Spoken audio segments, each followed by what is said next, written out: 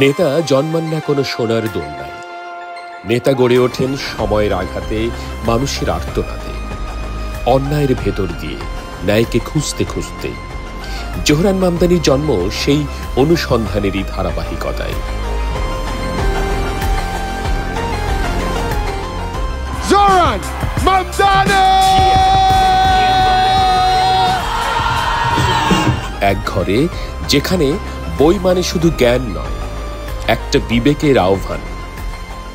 বাবা মাহমুদ মামদানি বিশ্বখ্যাত রাষ্ট্রবিজ্ঞানী,